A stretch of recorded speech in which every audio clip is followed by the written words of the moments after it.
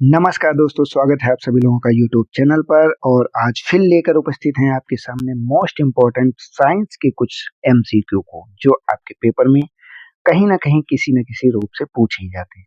तो बिना देर के चलते हैं आज के इस अपने सेशन पे। आप सभी बिल्कुल रेडी होंगे तो हम आपके सामने ला रहे हैं आपका पहला प्रश्न है, ध्वनि की तीव्रता किस पर निर्भर करती है? आवृत्ति पर निर्भर करती है, आयाम पर निर्भर करती है, या फिर तरंगदैर्घ्य पर निर्भर करती है, या फिर वेग वेग पर निर्भर करती है? सिंपल सा प्रश्न है, ठीक है बेटा।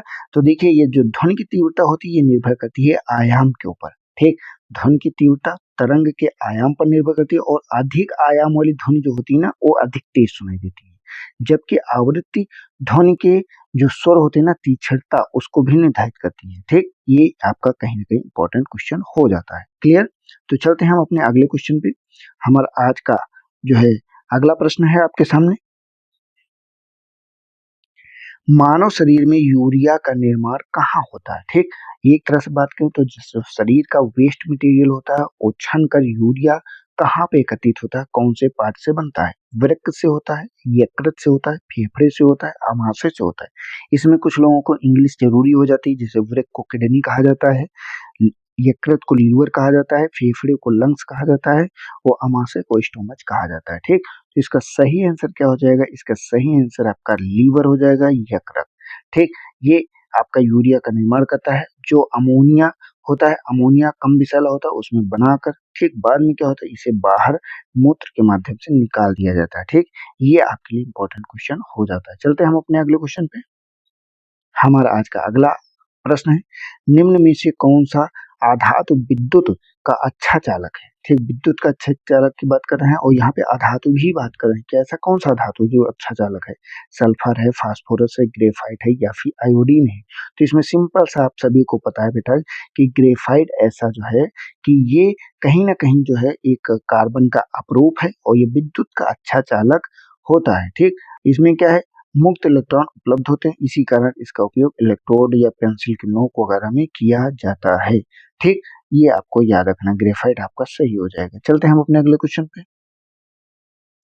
हमारा अगला प्रश्न है, प्रकाश का वेग सर्वाधिक किस माध्यम में होता है? जल में होता है, कांच में होता है, वायु में होता है, या फिर निर्वात में होता है? तो जो प्रकाश का वेग बेटा होता है, ये सबसे ज्यादा आपका निर्वात में होता है। वहीं पे जब ध्वनि का हमने वेग पढ़ा था तो हमने कहा था इसका निर्वात में कोई भी वेग नहीं होता है, लेकिन यहाँ पे आपका प्रकाश का जो है ये वैक्यूम में सर्वाधिक वेग होता है। इसे आपको याद रखना है। अच्छा, एक चीज और है, इसका अगर वेग की बात करें तो किसी को याद है कितना वेग होता है? तो अगर नहीं याद तो याद कर लीजिएगा, 3 × 10 के पावर 8 मीटर प्रति सेकंड। ठीक, ये क्या है, ये इसका वेग होता है। ठीक, ये आपके लिए हो गया। ठीक, चलते हैं अपने अगले क्वेश्चन पे। आज का आपका अगला प्रश्न है, मानव रक्त का कौन सा घटक थक्का जमाने के लिए आवश्यक है? आरबीसी, डब्ल्यूबीसी, प्लेटलेट्स, या फिर प्लाज्मा?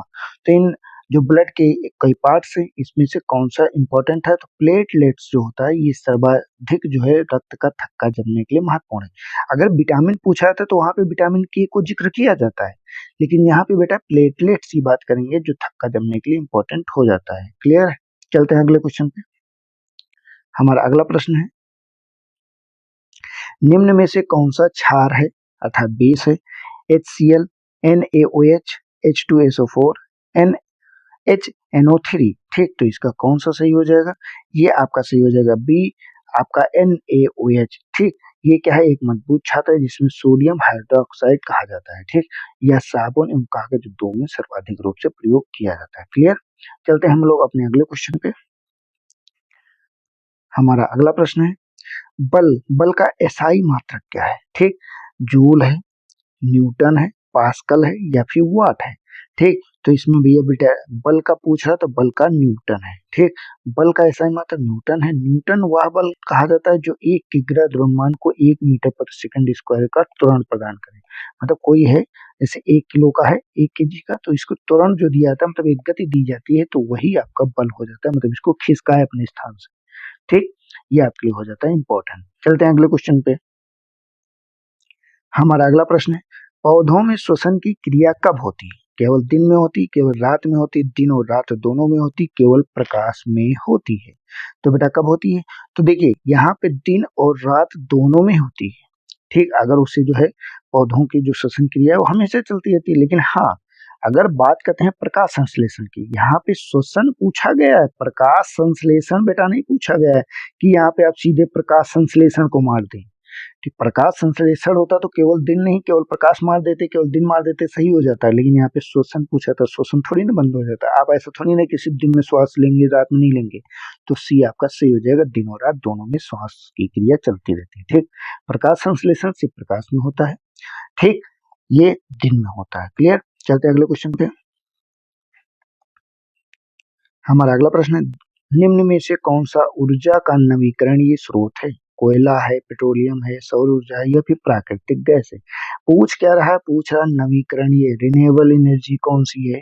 तो इसमें देखिए कोयला, पेट्रोलियम, सौर ऊर्जा। तो इसमें बेटा सौर ऊर्जा है, इसमें तो आपको कोई कंफ्यूजन होगा ही नहीं, इसको तो ऐसे ही मार देंगे आप। ठीक, अगले क्वेश्चन पे चलते हैं। हमारा अगला प्रश्न है, मानव आंख का प्रतिबिंब कहाँ बनता है? कार्निया पे बनता है, लेंस पे बनता है, पुतली पे बनता है, रेटिना पे बनता है? तो बेटा ये आपका रेटिना पे बनता है मानव आंख का प्रतिबिंब। ठीक, एक चीज और है, मानव आंख का जो प्रतिबिंब रेटिना पे बनता है ना, यह वास्तविक होता है। ठीक, पहली चीज क्या है? वास्तविक हो गया। दूसरा क्या है? उल्टा होता है। ठीक, और क्या होता है? और छोटा होता है। ठीक, इसे आप क्या है, ये आपका दिमाग है उसे सीधा समझता है, वो बात अलग है। लेकिन वहां पे वास्तविक और उल्टा बनता है। ठीक, अगर मान लीजिए आप सिंपल सा देख रहे हैं कोई इमेज, फोन देख रहे हैं तो फोन उल्टा होता है। ठीक, इमेज उल्टी ही बनती है। क्लियर? चलते हैं अगले क्वेश्चन पे। हमारा अगला प्रश्न है, कार्बन का परमाणु क्रमांक क्या है? सिंपल सा क्वेश्चन है। ठीक, इसका परमाणु क्रमांक क्या होता है? तो 6 होता है, ये आपको याद रखना है। ठीक, अर्थात इसमें क्या है, 6 प्रोटॉन के तो कण होते हैं, इसलिए इसका परमाणु क्रमांक 6 होता है। चलते हैं अगले क्वेश्चन पे। हमारा अगला प्रश्न, मानव शरीर की सबसे बड़ी हड्डी कौन सी है? ह्यूमरस है, फीमर है, रेडियम है या फिर टिबिया है? सबसे बड़ी हड्डी की बेटा बात कर रहा है तो फीमर, जांग की हड्डी जिसे बोलते हैं ना। ठीक, ये जांग की हड्डी होती है और मानव शरीर की सबसे लंबी और सबसे मजबूत हड्डी होती है। ठीक, ये शरीर का लगभग पूरा भार को वहन करती है। क्लियर? चलते हैं अगले क्वेश्चन पे।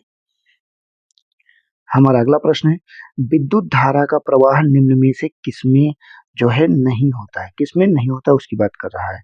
ऊष्मीय में, रासायनिक में, चुंबकीय में या फिर प्रकाशीय में? तो किसमें नहीं होता है? तो प्रकाशीय में जो है विद्युत धारा का प्रभाव मतलब नहीं होता है, प्रभाव बाकी सब में होता है। ठीक, प्रकाशीय में नहीं होता है। ठीक, क्लियर? चलते हैं अगले क्वेश्चन पे। हमारा प्रश्न है, निम्न में से कौन सा विटामिन जल में घुलनशील है? इंपॉर्टेंट क्वेश्चन है आपका, रख लीजिएगा। विटामिन ए है, विटामिन डी है, विटामिन ई है या फिर विटामिन सी है? जल में जो घुल जाए, तो जल में आपका विटामिन सी घुलता है, इसे आपको याद रखना है। विटामिन सी जल में घुलनशील हो गया और इसकी कमी से कौन सा रोग हो जाएगा? तो इसकी कमी से बेटा आपका यस्कर्वी रोग हो जाता है। ठीक, तो इसे आपको याद रखना है। क्लियर? चलते हैं अगले क्वेश्चन पे। और ये आज का हमारा अंतिम प्रश्न है, धातुओं में चमक का कारण क्या है? उच्च घनत्व है, मुक्त इलेक्ट्रॉन है, कठोरता है या फिर ताप चालकता है?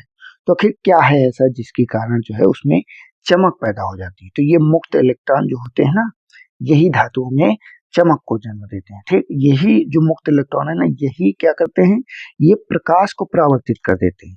और जो प्रकाश होता है ना, वही प्रकाश जब निकलता है तो वही आपको दिखता है कि ये चमक है। ठीक, चमकीली वस्तु दिखाई देने लगती है। क्लियर बेटा?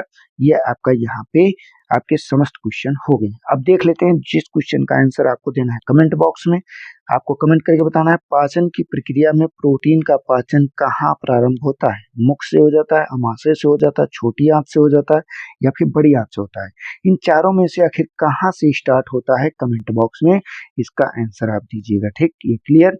आज के सेशन हम देख ले रहे हैं कल का हमारा जो प्रश्न था उसका उत्तर। ठीक, हमारा प्रश्न क्या था, भारत में वित्त आयोग की नियुक्ति कितने वर्षों में होती है? सिंपल सा आपका क्वेश्चन था, 3 वर्षों में, 4 वर्षों में, 5 वर्षों में, 6 वर्षों में। तो इसकी सामान्यता जो नियुक्ति होती है बेटा, ये 5 वर्षों में होती है, इसलिए आपको इसे याद रखना है। तो आज के सेशन में हमारा इतना ही रहेगा। ठीक, हम लोग मिलेंगे एक नए सेशन के साथ में कल फिर से इसी वक्त।